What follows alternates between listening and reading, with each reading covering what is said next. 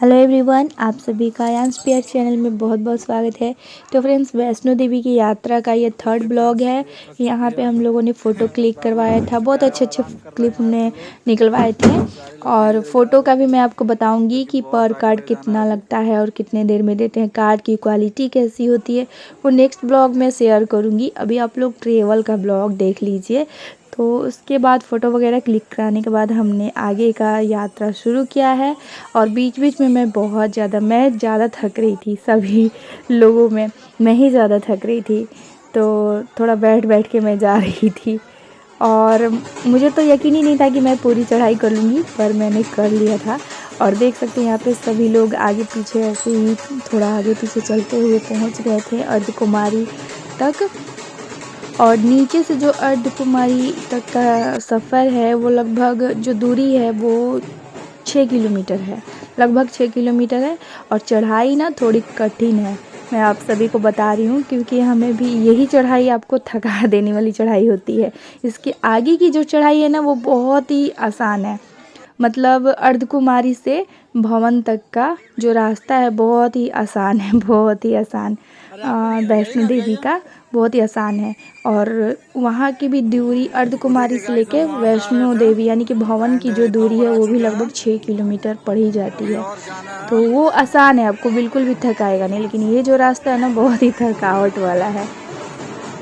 और आपको पूरे रास्ते में नीचे से लेकर अर्धकुमारी तक आपको खाने पीने का व्यवस्था मिल जाएगा। और जगह जगह पे आपको जूस, फ्रूट, चाय वगैरह सब कुछ मिलेगा, मैगी वगैरह सब मिल जाता है, तो खाने पीने का टेंशन नहीं होता है। लेकिन अर्धकुमारी से भवन जाने का जो रास्ता है ना, वहाँ पे आपको खाने पीने की व्यवस्था बिल्कुल भी नहीं है। कहीं कहीं आपको कोल्ड ड्रिंक और चाय का मिल जाएगा दुकान, छोटा सा, वो भी बहुत 1-2 किलोमीटर जाने के बाद मिलता है। तो बाकी इधर बहुत सारा आपको ऑप्शन मिलेगा खाने पीने का। तो अभी देखिए जो हमारा आगे का सफ़र है जारी है। और ये रात का व्यू आप लोग देख सकते हैं, पूरा जम्मू कटरा ये सब नज़र आ रहा है, पूरा अच्छा लग रहा था। और देखिए कहीं कहीं क्या है ना, कि जो रास्ता है ना ऐसे थोड़ा चढ़ाई वाला, वो लंबा पड़ जाता है। तो हम लोग क्या कर रहे थे ना, कि शॉर्टकट ले रहे थे, सीढ़ी वाला रास्ता। बीच बीच में आपको सीढ़ी वाला रास्ता भी मिलेगा, जो कि आपको तुरंत पहुंचा देगा थोड़ा ऊपर। और अगर आप रास्ते से जाते हैं ना, तो वो थोड़ा लंबा पड़ेगा। तो हम लोगों ने ना अर्धकुमारी तक जाने तक 3 सीढ़ी का प्रयोग किया था। बीच बीच में मुझे लंबा रास्ता बहुत ज़्यादा थकाने वाला लग रहा था, तो मुझे लग रहा था कि सीढ़ी पर ही मैं धीरे धीरे एक सीढ़ी चढ़ चढ़ के चढ़ जाऊंगी।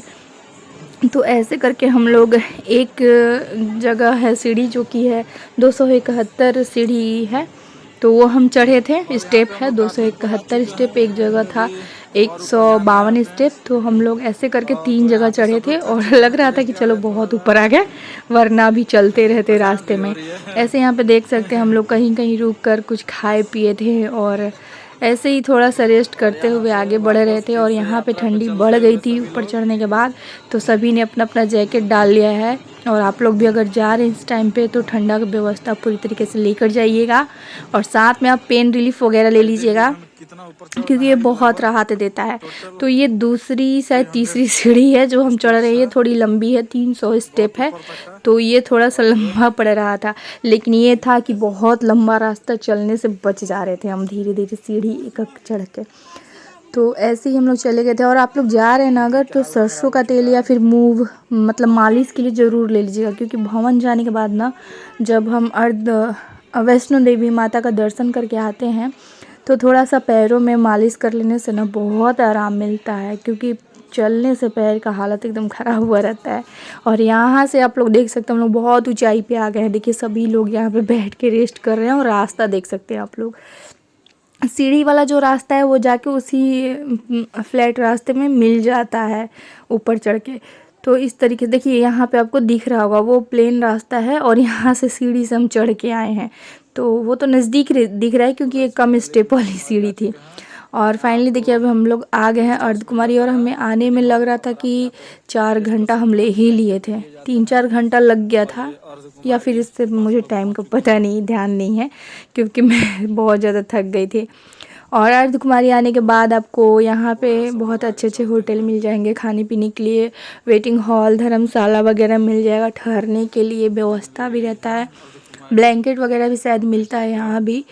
और क्योंकि यहाँ देखिए बहुत लोग कम स्टे करते हैं, यहाँ पे सिर्फ आते हैं और अपना नंबर लगा देते हैं माता अर्धकुमारी के दर्शन के लिए और फिर ऊपर की चढ़ाई शुरू कर देते हैं। तो यहाँ लोग कम 1-1.5 घंटा रुक के खाते पीते हैं। और यहाँ पे आपको कढ़ी चावल यहाँ का फेमस है, 40 रुपये प्लेट मिलता है, 40-45 रुपये प्लेट मिलता है, ऐसे ही कुछ। तो हम लोग भी खाए थे, आगे आपको वीडियो में देखने को मिलेगा। और यहाँ तक आपको आने के लिए पालकी और घोड़ी की सुविधा मिलेगी। और इसके ऊपर यानी कि माता के भवन वैष्णो देवी माता के पास जाने के लिए आपको सिर्फ बैटरी वाली गाड़ी चलती है, कार, वो मिलेगा आपको, बाकी आपको पैदल जाना होगा। और बच्चों के लिए ट्रॉली आती है, आराम से बच्चों को बैठा दीजिए। कहीं कहीं तो बूढ़े बुजुर्ग जो होते हैं ना, वो भी उस ट्रॉली पे, बच्चों वाली ट्रॉली पर बैठ के चढ़ जा रहे थे। मतलब मिल जाएंगे आपको, पूरे रास्ते मिलते रहेंगे।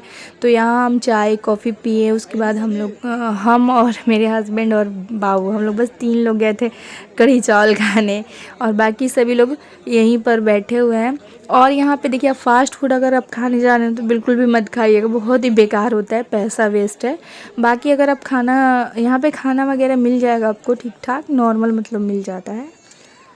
तो बस यहाँ पे हम लोग नंबर लगा दिए थे और नंबर लगा के फिर ऊपर चले गए थे। वहाँ से लौटते समय फिर आपका नंबर आ जाएगा अर्धकुमारी माता का दर्शन के लिए। यहाँ पे देखिए हम लोग कढ़ी चावल खा रहे हैं। कढ़ी चावल का टेस्ट मैं बता दूँ, घर जैसा होता है। तो उसके बाद हम लोग वैष्णो देवी माता के पास जाने के लिए शुरू कर दिए थे। और ये जो रास्ता है बहुत ही आसान आपको लगेगा। वहाँ पे मैंने पेन रिलीफ ले लिया था, जीजा जी लेकर आए थे बहुत सारा ऐसा पेन रिलीफ, बहुत ही अच्छा था, बहुत काम किया था। मुझे बिल्कुल भी फील नहीं हुआ, आराम से मैं चढ़ गई थी, बल्कि मैं बहुत लोगों से आगे रह रही थी चढ़ने में भी। और मेरा बेटा थोड़ा थक गया था। देखिए ये जो रास्ता है ना, वैष्णो देवी मतलब अर्धकुमारी से वैष्णो देवी जाने का जो रास्ता है, ये भी 6 किलोमीटर है। तो बाबू बहुत थक गया था क्योंकि नीचे से ही आ रहा था चल के, तो इसके लिए हमने ट्रॉली किया था। तो वो शायद 2-3 किलोमीटर चढ़ा के और फिर वहाँ से वो चला गया था। तो फिर बाबू को पैदल चलना पड़ा। तो ऐसे ही हम लोग चढ़ गए थे। और इसमें आपको खाने पीने का व्यवस्था कुछ भी नहीं मिलेगा इस रास्ते में, सिर्फ कहीं कहीं चाय कॉफ़ी मिलेगी। और यहाँ से देख सकते हैं माता के भवन हम पहुँच गए हैं। और रात के 1 बज गया था, मतलब हम लोग 2:30 बजे के आसपास, 2:30-3 बजे के आसपास हम लोग माता रानी का दर्शन किए थे। वैष्णो देवी माता का जो 3 पिंडी होता है, काली माता, लक्ष्मी माता और सरस्वती माता का, उनका दर्शन किए थे। बहुत ही अच्छे से दर्शन हमारा हुआ था क्योंकि मंदिर खाली खाली था ना, तो बहुत अच्छे से मेरे भाई का मन्नत भी था, मम्मी पापा का, तो मैं भाई को भी लेकर आई थी, तो वो मन्नत भी हमारा पूरा हो गया था। और माता का दर्शन करने के बाद फिर हम लोग वैष्णो देवी के पास ही वहीं पर रेस्ट किए थे 5-6 घंटे। बहुत ज़्यादा ठंडी बढ़ गई थी। ब्लैंकेट वहाँ पे आपको भाड़े पे मिल जाएगा, तो आप लोग ब्लैंकेट, लेकिन उस ब्लैंकेट से आपका ठंडा बिल्कुल भी नहीं जाएगा, इसलिए आप लोग व्यवस्था करके लेकर जाइएगा। हम लोगों ने तो उतना नहीं किया था, लेकिन सुबह में हमें बहुत ठंडी लग रही थी और जैकेट वगैरह सब हम लोग लेकर गए थे, तो थोड़ी राहत थी। उसके बाद भैरव भैया मतलब भैरवनाथ बाबा के पास जाने के लिए आपको सुबह से ही लाइन में लगना होगा, क्योंकि टिकट जो है ना, एक आदमी अगर ले और बाकी फैमिली बैठी रहे तो वैसे नहीं मिलता है, सभी को लाइन में लगना पड़ता है।